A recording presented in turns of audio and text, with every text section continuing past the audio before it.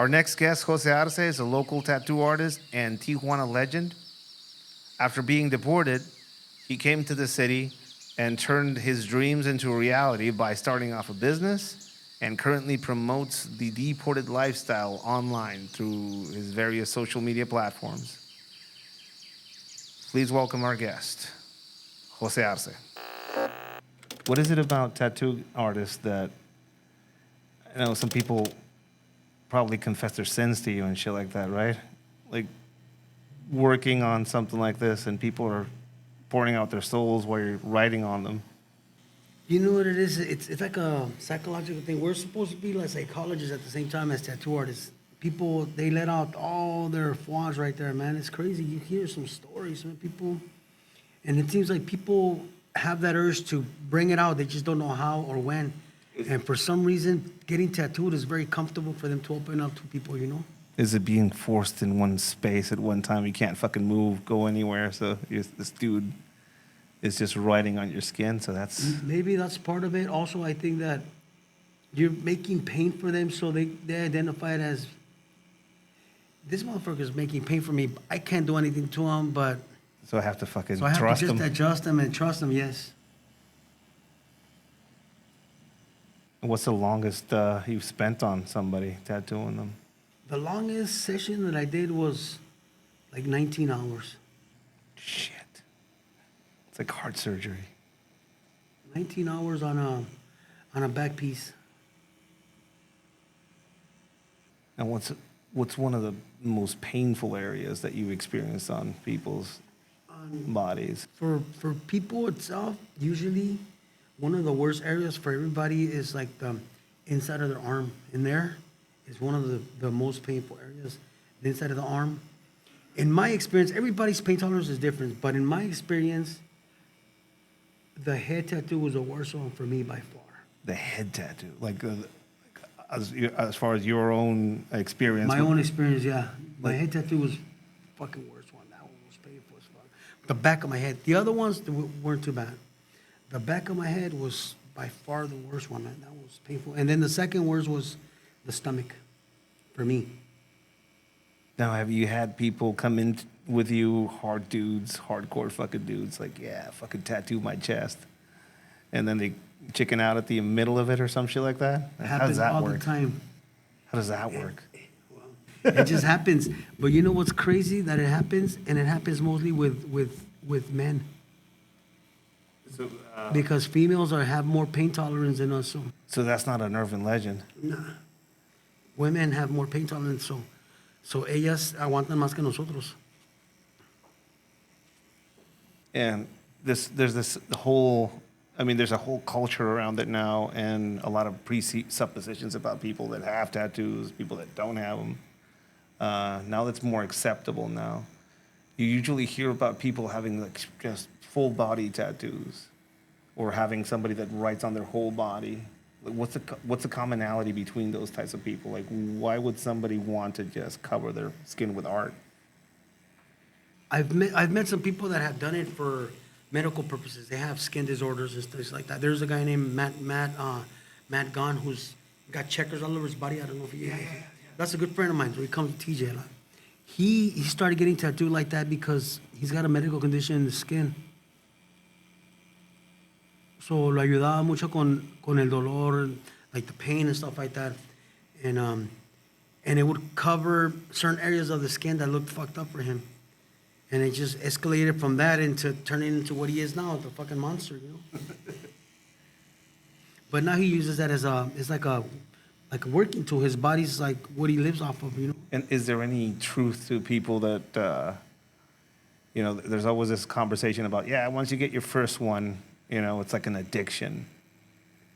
What do you think that's about? Is it the aspect of doing something painful and kind of risky that modifies your body that then turns into an addiction? Is it pain? I think that it's more of they were afraid to do it. Once they experience, they know it wasn't too bad, they get it done. And then some people feel off balance. If they get a tattoo, they're like, fuck, I think I want to get another one on this side, you know? And it does become an addiction. It's not that's just exactly what it becomes. When I was trying to figure out what I wanted on me, said, I have to have something simple. And it jumped out right in front of me. La medalla de San Benito, the medal of Saint Benedict. It's used by exorcists to, apparently they say that it scares the devil away. My family has this whole, like my family's always been hardcore Catholic. Most of my extended family in central Mexico are all Guadalupanos. So they're like hardcore Guadalupanos, and even me, and I dragged myself on my knees a few times to the basilica. Oh, you've done it before? Yeah. Okay. And kind of like in the closet, like behind closed doors, Santa Muerte has always been kind of like a family faith as well. When I went to work as a cop in Mexico, this whole aspect of spirituality I thought was like closeted, like I wasn't going to see it. It was supposed to be kind of hidden. And then I found myself facing a bunch of people that had that as a faith, and also a lot of the people that I was working with were also Santa Muerte practitioners. So this whole aspect of like occultism and symbolism, and having things for the devil or against the devil on your body and shit like that has always been like a thing. But with my family, it's always been like, hey, cuídate del diablo, like guard yourself against the devil. Like it's a very clear enemy that we have as a family. Yeah, but even then now, it's that's even more acceptable. You know, when you before it was more like a taboo. Yeah. Oh, la Santa Muerte, or it still is. I mean, depending on where you are. Like I'm a public figure. Like I've spoken to Congress a few times. I work for the government as an advisor and shit like that. And when it comes up as a, I don't know, I've spoken about it publicly a few times, and they're like, "So wait, you're a Santa Muerte follower?" And they're like, "Yeah, but isn't that cartel stuff?" And it's funny because people think that. People have that thing where they identify with the others because of, I guess, does that come with a certain group of people that were using it before? So it's old. It's old, but it used to be practiced in secret because the church wasn't too happy about it. The first Santa Muerte shrine was inside of a church in Zacatecas. It was sanctioned by the church. They had this little statue of death. When they would have the recreation of the crucifixion, somebody would walk behind Jesus with the statue of death. And it was a representation of Jesus defeating death. So it was very much kind of intertwined with it. Never satanic, there was none of that around it. It was like a closeted, weird Catholic subgenre, basically. But it had always been there. It's always been there. It's not even an exclusive thing to Mexico. You go to the Philippines, Cebu City in the Philippines has the same thing, La Santa Muerte, the Holy Death. And it's kind of practiced the same way. When the way that you know that the resurrection was true is because Jesus beat death. So death has to be part of the story. So it's like a folk saint. When I started sharing about it in the U.S., everybody's first exposure to it was seeing it on Breaking Bad or Right. Bad Boys. So it had this criminal connotation almost immediately. And even here in the States, the first time it went public, it was usually in cartel raids, and they found a statue of La Santa Muerte somewhere. Right. But while that was going on, a lot of us had Santa Muerte hanging on our neck or at the office, and we would go in the morning to say a prayer at the church, and at night we would go and leave a bottle at the Santa Muerte shrine. You know, we had both, basically. But like everything, it changes. Like everybody's taking it and turning it into something else or just adding their own thing. And I've seen a lot of people having La Santa tattooed on them. Like, have you tattooed any Santa Muertes on people? Yeah, my girl's a big fan of that. And is there any way, in a specific way, when they ask you to like draw her? Everybody gets it the same way. That the way that the Holding hourglass, the hourglass the globe, the and- hourglass. So when I learned about it, I was a kid. The first times you saw it publicly were after the year 2000. There was a public altar in Tepito, in Mexico City. That's where I got the strings on my wrist. The lady that runs that altar, Doña Queta, like I've met her back in 2004. And she told me what each of these things kind of mean, the symbolisms. La guadaña protectora, like the scythe to cut negative energies off, Right. and also as a symbol.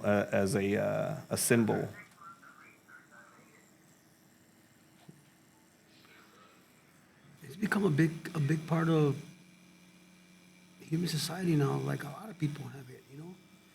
Yeah. And it's pretty normal for everybody to use it. I mean, there is still kind of like a taboo behind it, but Yeah. My daughter.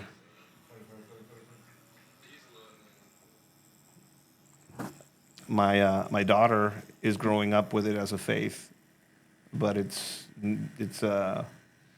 still new, and sometimes she'll mention some of it or wear some of the stuff to school, and I still have to have some conversations around it. But it's funny how people, and I've gotten confronted with some of it, with people, hardcore Christians saying it's satanic, or I don't know, just people with ignorance behind them. I always tell them, like, it's very easy for you to say that to me, but you wouldn't say that to a Native American in the U.S. who's doing a ceremony somewhere. Somehow that's allowed. That's not allowed, but it's pretty allowed to kind of criticize and or point out some of the aspects of our spirituality as Mexicans, because we just don't have the ability to defend ourselves, I guess, in the ways that some other groups do. I wanted to take this opportunity to thank each and every one of our Patreon members for their generous support. It's the only way we can bring some of these amazing people behind the microphone and have some of these amazing Midnight of the Soul conversations for you guys. If you're not already a part of the Patreon community, please consider joining us. We have our giant online training catalog for you guys to have access to, as well as some exclusive Sneak Reaper Industries merch drops for you guys at the Dead Drop tier. I would also like to thank the company Sneak Reaper Industries, one of our main supporters, and a company that provides some of the most amazing urbanware, survival specific, and cutlery out there. Your support not only makes this show possible, but also supports some of the charities that we run, including the Fighter's Kitchen out of Puerto Escondido, where we're supporting some up-and-coming fighters under the tutelage of Eddie Farrell. Thank you for your support, and again, please consider joining us on the Patreon. And now back to the show. do they have a lot of altars here in Tijuana? Yeah, there's a few public ones, and there's some not so public ones. The oldest Santa Muerte altar in Tijuana is in La Presa, at the Tijuana Reservoir. It's not really known by a lot of the modern practitioners here in Tijuana because it's the oldest one. It has all the symbolism. It's looking towards the sunset, so that has that. It's kind of in between the water and the sky, so it's on a hillside over the water. So it represents death, I guess. And it's been destroyed and rebuilt 1,000 times. For real? So, yeah. So People have actually gone and destroyed it? yeah, Christians, the military. I used to work for a lieutenant colonel that was actually on the podcast who was very against it, and he would send people out to destroy it every chance they get because he related it or associated it directly with cartels. He didn't know that a bunch of old ladies were the ones rebuilding it over and over again because usually women are the ones that keep the altars. So like it was surreal for me going from like working for some of the people that were tearing it down to now rebuilding it a few times myself. That's kind of like a pretty obscure one. There's one on Boulevard 2000, a pretty big one. It's pretty new. And there's some here in El Centro. Most of the witches markets and the psychics, I've seen a couple of them in those botanicas and Yeah. things like that, but they're always around the churches. So one thing people don't understand, like here, you have La Catedral here in El Centro. And that's where all the witches markets are around it because that's how they charge their amulets. They go to church, right? So they have to have a place where they can charge them like a, those botanicas are called witches markets. well, that's, it's a nickname. Okay. Mercado de Brujas, Yeah, Botánica. Okay. I never knew the actual translation for that. And Botánicas is, that's what everybody calls them. But, there's most of the ladies that go there, you could tell, they're casting some shit. And they have a few Santa Muerte altars. Yeah, you can tell. They walk in there. A lady walks in there like a gangster, orders a bunch of black candles and very specific herbs. She's, enough to give her her space and respect. Don't mess with a bruja. But yeah, Tijuana has always had a history of the occult. Like it's kind of like part of it. And Mexico as a whole. I mean, every single president that has been come into office in Mexico has to get like a nod from El Brujo Mayor, or the high witch, basically. And Mexico has the figure of a high witch. It's like an elected office. So if you want to be president of Mexico, you're going to have to get the nod of the high witch.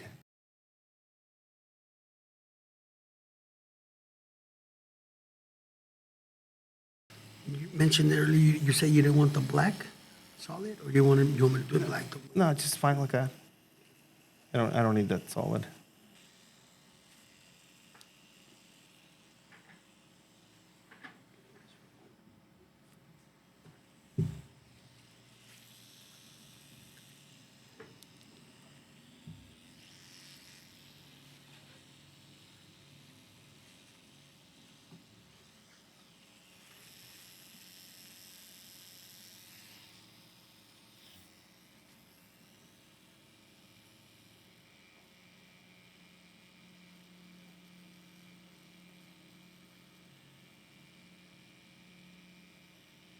I don't get a lot of sun in that part of my body, so that's why it's so white. That's good. It's gonna stay pretty. I already know where your shop is, and now I have somebody who can tattoo me here. So, where's your shop at? Where's it located? What street is it? It's located on Revolution, between Second and Third, closer to 3rd Street, next to La Farmacia Similares. It's right there, right next to it. It's like you're coming to Tijuana. That's a pretty amazing spot to basically get yourself tattooed. Everybody goes through there. Yeah, it's a crossroads. Something I heard somebody say about Tijuana. I never kind of thought about it. A friend of mine who's I don't know what do you call him? He's a conjurer, I guess. He's somebody that practices ritual magic and a lot of this occult stuff. He says that Tijuana is a crossroads, so it's a place where a lot of people travel through, but also some people remain. So he says there's something about it. There's some magic here. He says like. And that's pretty true, man. It's crazy. Do you see the diversity of people here? Is crazy. It's a lot of different people from a lot of different places. Armenians, Russians, Colombians, Venezuelans, Haitians.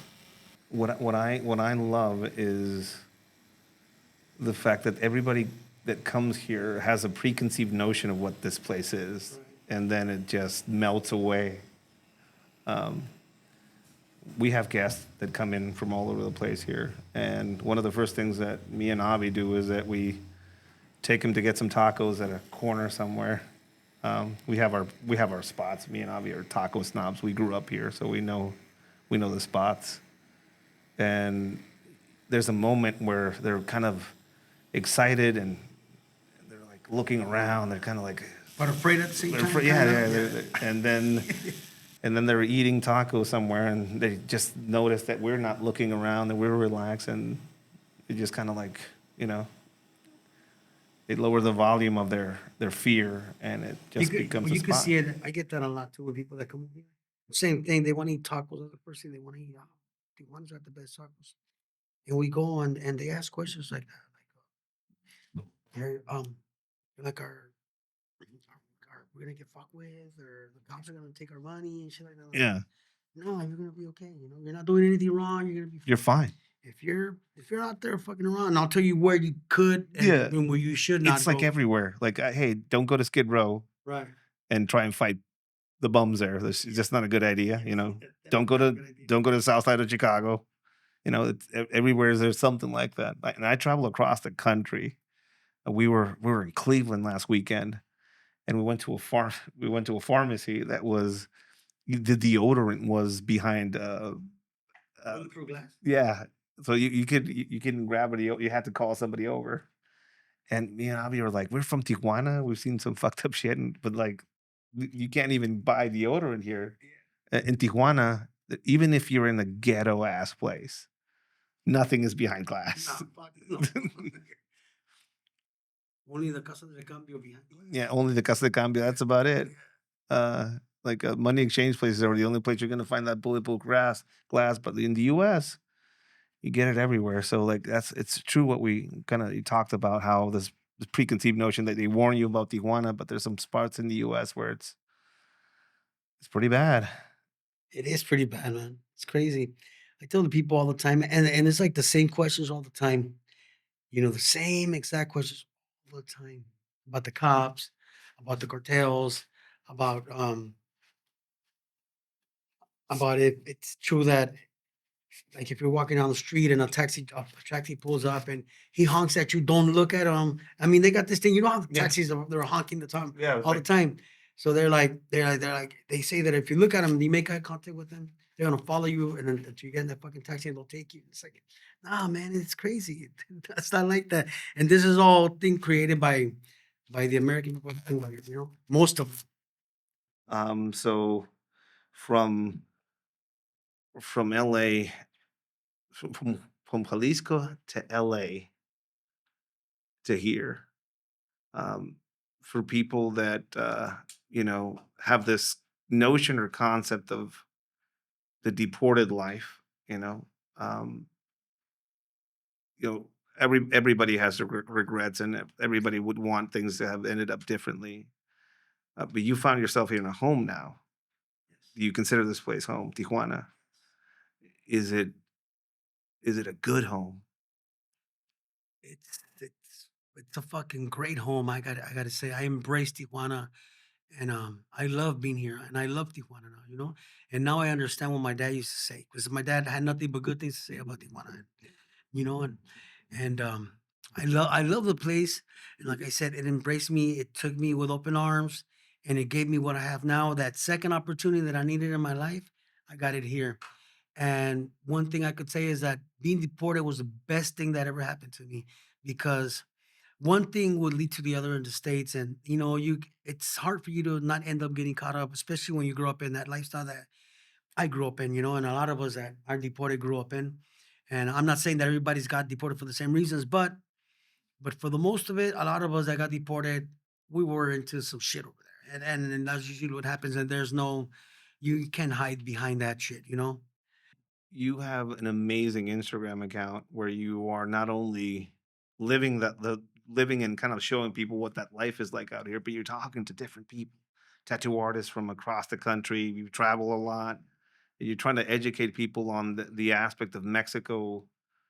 You know, some places are unsafe. Yes, it has some issues, but you're kind of like reviewing the whole aspect of this lifestyle here. Can you tell people a little bit about your Instagram account? Yeah, well, what I do is what I try to do is I try to, because I see that through my customers and through people that I interact with here in TJ, that everything that's said about Mexico, it's fucked up and it's bad out there in the states. For the most of it is over there. Pero I try to show that other side to people, that it's not like that. Like me, I did some criminal activities, and because of that, the consequences of that was me getting deported. I came out here, But being deported wasn't a bad thing. It was the best thing that happened to me. I don't know where I would have ended up at, or I don't want to speculate that, say like everybody else, oh, you would have been dead or in jail. But I don't. It's not what I wanted. And the most important thing for me here, beer and TJ, is that it humbled me. It put my feet in the ground, and it made me realize that you don't need to have a lot to be happy, and you don't need to have um, the most expensive things, the most what everybody's chasing out here. Going to the American dream. You go to the American dream. You want to have what everybody else has. You want to see what you see on TV is like, damn, I want that. I want that. I had that already. I experienced it, and I wasn't happy with where I was at. And being here made me realize that this is where I needed to be. This is my mission and goal now is to let people know how things are out here, and I have this platform where I can help people do that. And it's like my shop is pretty much headquarters to a lot of that's happening.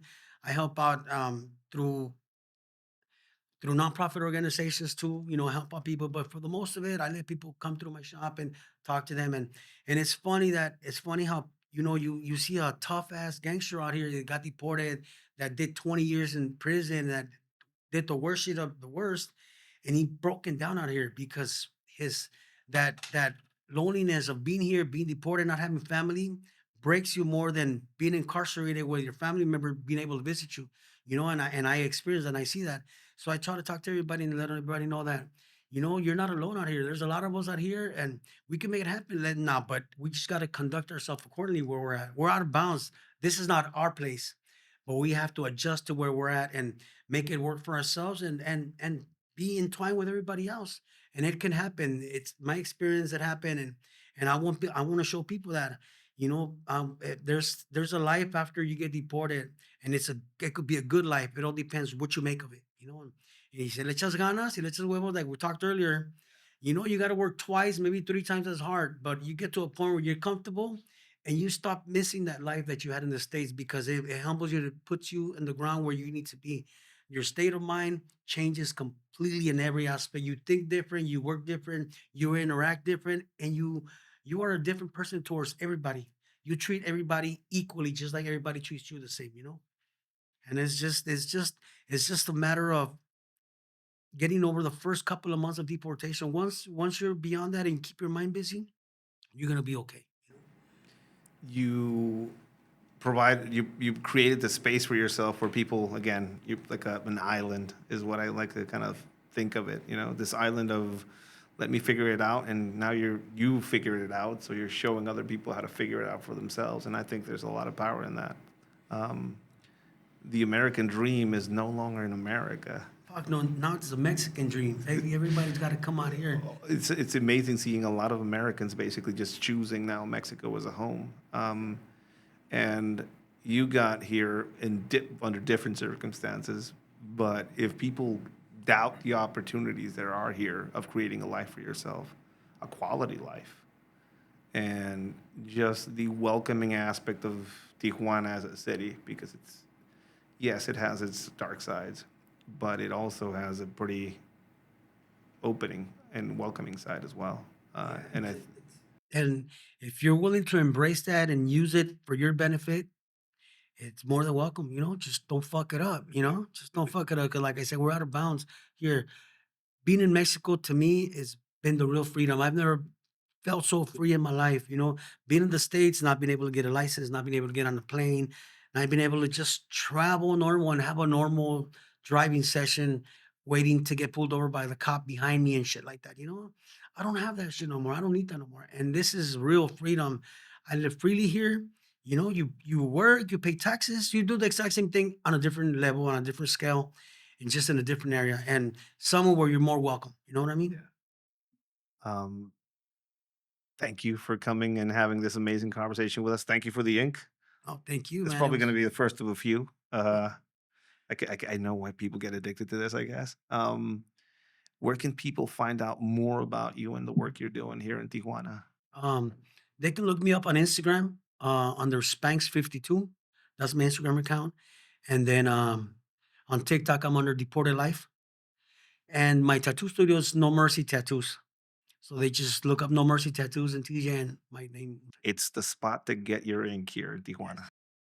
thank you again for coming and sharing your story with us and for the cool link, man. Oh, thank you, man. My name's Jose Arce. Everybody knows me by Spanky. So you can go on Google, just look up Spanky Tijuana, and a lot of the interviews come up on there. And and if anybody needs any help, just a simple phone call, a talk, a message, whatever I can do, I'm here, man. Thank you for setting up that home for people that are not from here. Thank you for setting up that space for people to get help. And welcome, man. Welcome. Thank you, man. Deported life in the motherfucking house, baby. Thank you.